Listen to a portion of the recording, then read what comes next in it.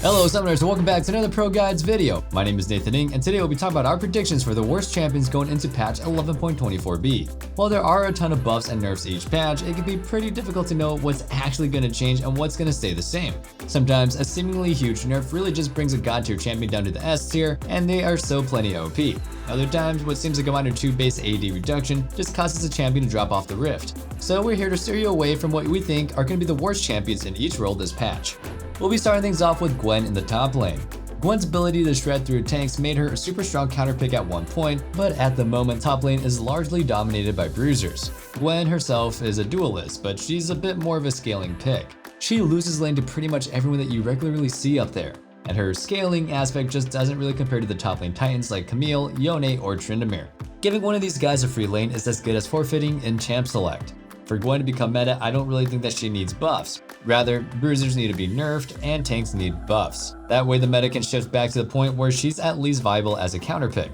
Avoiding the champions on this list is a good starting point to ranking up, but if you're actually serious about climbing, you should check out ProGuides.com. We have courses from all your favorite streamers and pros like CoreJJ, Afremu, and Xmithy to really help you understand how to play your role. And if you want a more personalized experience, we have coaches available 24/7, ready to help you become the best. Our coaches are top tier players that have spent years climbing the solo queue ladder to get where they are now, and they're ready to share everything that they've learned with you. So stop spinning the wheels on your own and get on the fast track to higher elo today. Now let's get back on topic, shall we? The other top laner to avoid this patch is Volibear. Volley's big issue is kind of the opposite of Gwen. His early laning is much better than hers, and he can often even stomp some of the more meta picks in the first few levels. Post 6 he can even solo dive with his tower disabling ultimate. But the issue with Volley is that he very quickly falls off. The standard build is to go for Divine Sunderer and full tank items after, but you end up being a block of HP and you're not much of a threat at all. If you try to itemize more damage via threat, you just become completely melted in fights. Plus, no matter how ahead he is, he just can't really maintain his lead over the other top lane options. Even with the full item up, as soon as Yone hits a 2-item power spike, your time in the side lane is over. Now taking a look at the jungle, our first champ to stay away from is Zed. Zed's popularity solely comes from how pros and high elo players go on and on about how a fast clear in the jungle makes a champion insanely broken. And that certainly may be true at the top of the ladder, where people actually have the mechanics and strats needed to give value to this strength. But in the hands of a player outside of that realm, which pretty much all of us are, those strengths go down the drain. Most players have no idea how to clear properly with Zed, and the result is just them wandering aimlessly around the map and often being bullied by a stronger duelist in the jungle. Even with his ultimate, Zed's ganks are pretty lackluster, and if you aren't super ahead, his teamfighting is also pretty subpar. The other jungler that you want to avoid if you care about your LP is Diana. Way back around the early middle stages of Season 11, Diana was one of those champions that Riot gave some disgusting buffs to. She ended up with an insanely fast clear speed, and unlike Zed, she also had the dueling power to easily overpower even the strongest of early game bruisers. As a result, she was incredibly dominant in both pro play and solo queue, and she was nerfed on 3 separate patches. This caused her performance as a jungler to tank massively, as she can't really outspace other early game champions, nor does she really outscale the more farm-oriented picks in the meta. It's just another case of Riot pretending that they want to spice up diversity but shove another champion out of the meta when they actually become good. Next up we have our mid lane champions. It's pretty well known that mages are kinda broken right now. Crown of the Shattered Queen, Cosmic Drive, and Zhonya's are partially responsible for that. With so many safety in the game, there's no way to punish these champions, but not all mages are reaping in the rewards.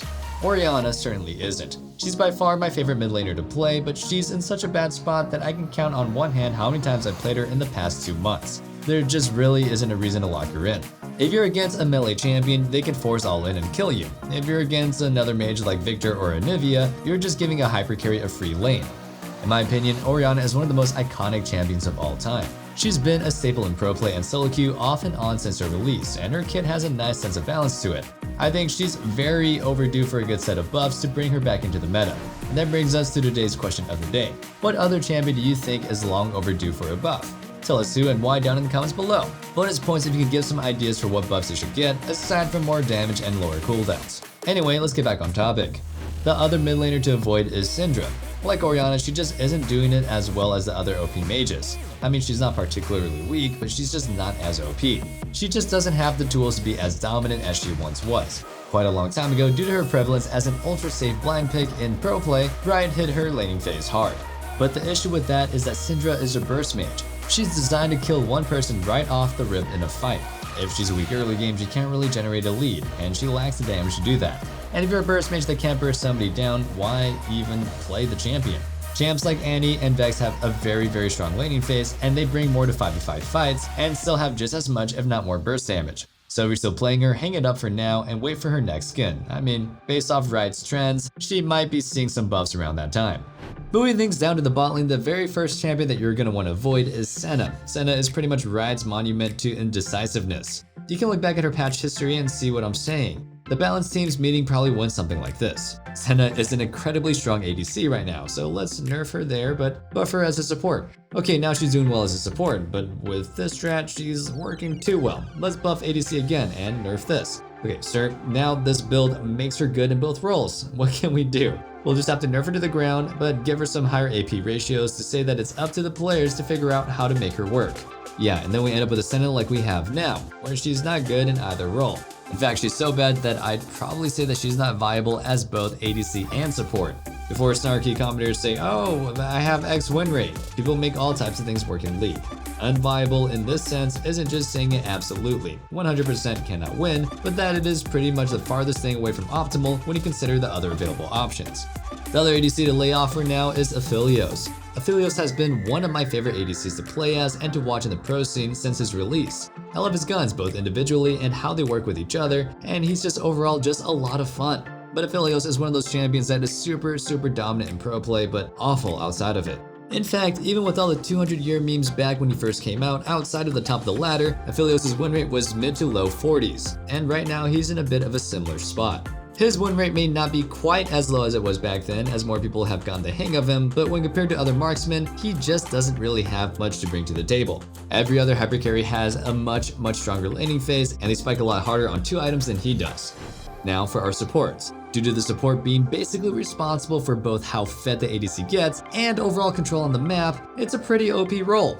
Plus, it's their job to peel and protect valuable carries in teamfights, enable allies, and disable opponents. So while they don't top the damage charts, it's pretty crucial that you aren't picking a useless champion for this role. Support diff is really a thing.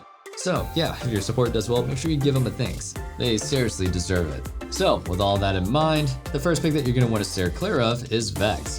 Vex is one of Riot's best releases in recent time in my opinion. In her intended role as a mid laner, she's a strong laner that can stand up to even the scariest lane opponents, easily out-trading them with her fear and shield. And once you have her ultimate, she's a very strong skirmisher and team fighter, so you can make roams and make a lot of plays happen. Once you get rolling, it's pretty hard for the enemy team to stop your momentum, so you can pretty easily carry fight after fight. But again, that's all Vex, the mid laner. Vex's support is on the opposite end of the spectrum. While Vex can prevent the enemy bot lane from going in on herself, there's very little that she can do to help her ADC if they get jumped on and she's not right on top of them. Also, being a support means that if she doesn't snowball insanely hard in the early game, she won't have the items that she needs to fulfill her role as a burst mage. Again, like I said with Syndra earlier, if you're a burst mage and you can't burst down a target, then what's the point? The last support that we have for you is Galio. Enchanters are overwhelmingly better than engaged supports right now. Tankier, CC heavy champions just aren't it at the moment. And of all of those champions, Galio is by far the worst in this class. He just doesn't provide as much as he used to in a 2v2. Even if he lands his full combo, he lacks the damage to really make anything happen with it.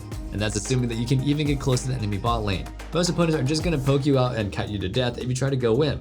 Outside of lane, Galio has no tools to actually force fights. His E is simply too telegraphed and you'll almost always be disengaged.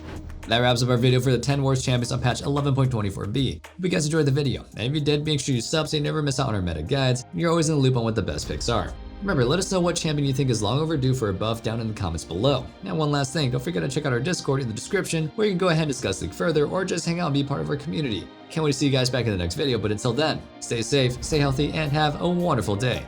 Peace.